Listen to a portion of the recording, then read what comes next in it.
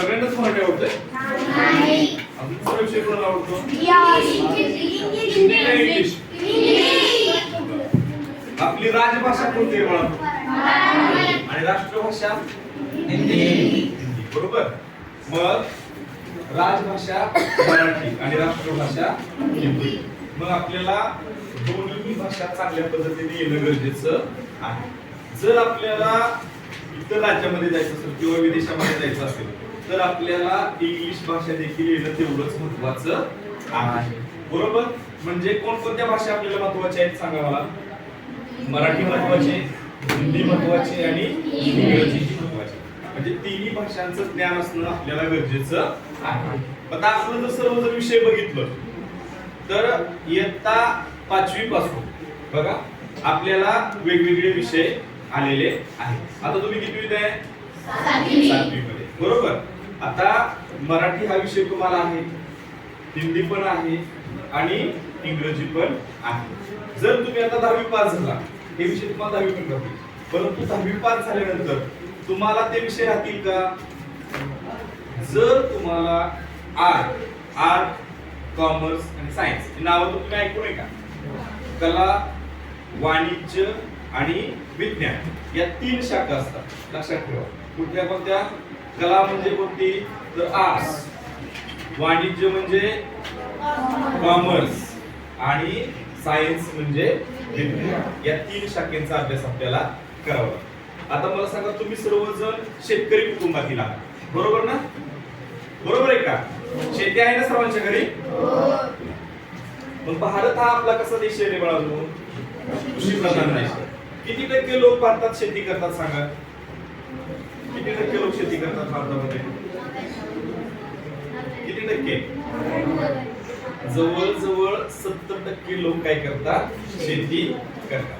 म्हणजे भारतामध्ये शेती करण्याचं प्रमाण हे 70% आहे. म्हणजे एकूण जर आपण सगळे व्यवसाय घेतले आणि शेती व्यवसाय घेतला तर शेती व्यवसाय हा एक असा व्यवसाय आहे ज्याच्यामध्ये सर्वात जास्त प्रमाणात लोक काम करत असतात. बरोबर आहे.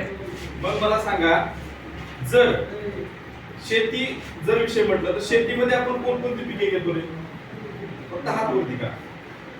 कोणकोणती पिके घेतो म्हटलं? पिके म्हटलंय. पिके सांगायचं मला. कोण सांग बळा? ऊस. अजून मका. अजून कांदे. ठीक आहे. गहू. बाजरी. ज्वारी. सांग की बळा. कोण सांगताय? अजून कोणते? भुईमूग. अजून कोथिंबीर. अजून हरभरा. अजून मेथी. पिकं सांगितले बघा मी. पिकं सोयाबीन. बर. ही जी आता तुम्ही पिकांची नावं घेतली, ही जर पिकं आपण शेतीमध्ये पिकवलीच नाही तर आपण अन्नधान्य जर पिकवलं नाही तर काय खातो? आपण काय खाऊ शकतो का सांगा? जर आपण शेतामध्ये बाजरी पिकवली नाही, गहू पिकवलं नाही किंवा ज्वारी पिकवलं नाही तर बाजरी आणि भाकरी आणि चपाती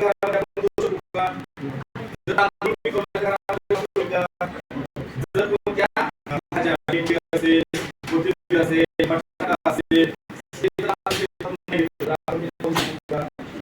म्हणजे आपल्याला जर उदरनिर्वाह करायचा असेल तर आपल्याला शेतीमध्ये अन्नधान्य लागतं. आता मला सांगा, फक्त एवढंच आपण पिकं घेतो का शेतीमध्ये?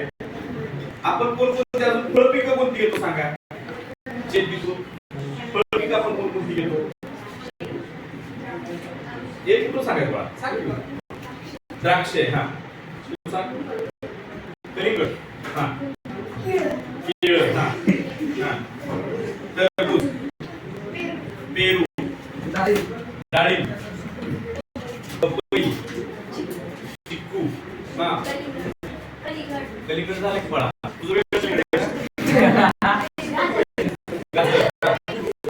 स्ट्रॉबेरी. मुळा पीक आहे काय बळा? ही पालेभाज्या सफरचंद. आंबा. संत्री. Dragon fruit. Dragon fruit. अरे वा, छान. पेरू होतो बघा. सीताफळ. फणस. बघा. आता मला एक सांगा मुलांनो, आता एक लक्षात घ्या. सुरुवातीला आपण काय सांगितलं? अन्नधान्याचे त्याच्यानंतर आपण काय घेतलं? जी फळं असतात.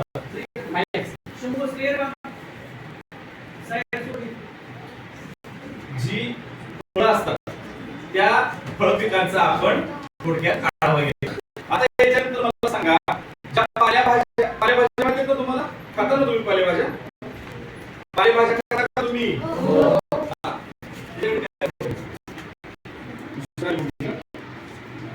पालेभाज्या खाता का तुम्ही? नक्की खाते ना? ठीक आहे. आता पालेभाज्यांची नावं मला सांगायची. आता सांग मला. मेथी, पालक, कोबी, हा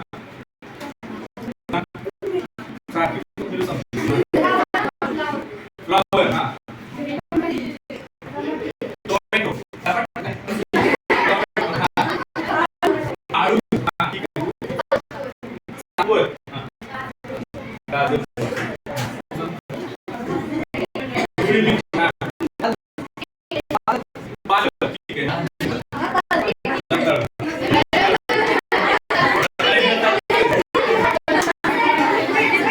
आंबट चुका, हा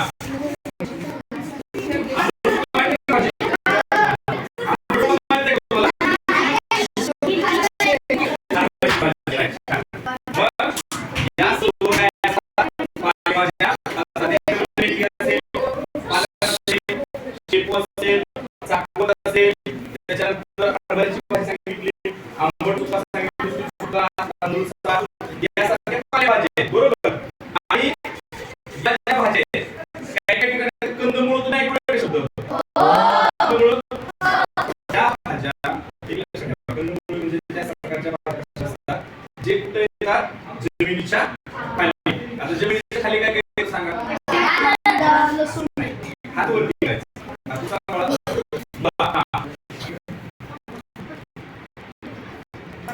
बटाटा, हा कांदा, भुईमुगाची शेंग, हा गाजर, लसूण, हा हा बीट, हा मुळा, या सगळ्या भाज्या आहेत. आलं, हा यासोबत झालं कांदा झालं. वेगवेगळं आहे का?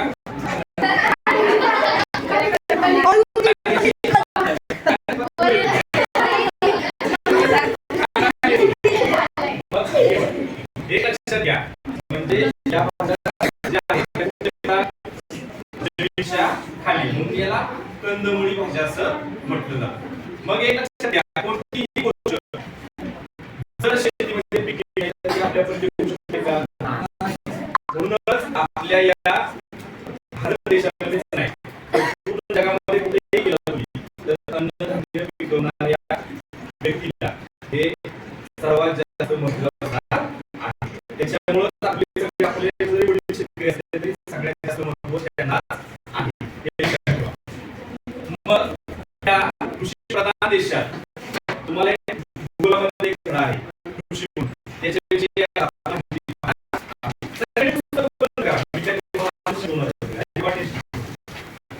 तुम्हाला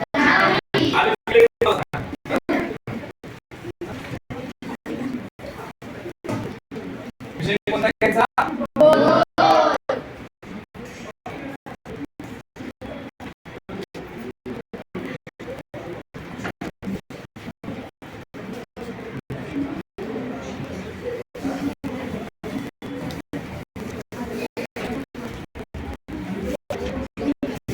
बोलायचं नाही.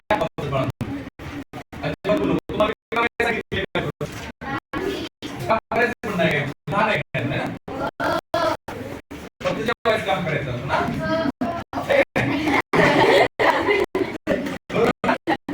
ते पण आता काम झालंय.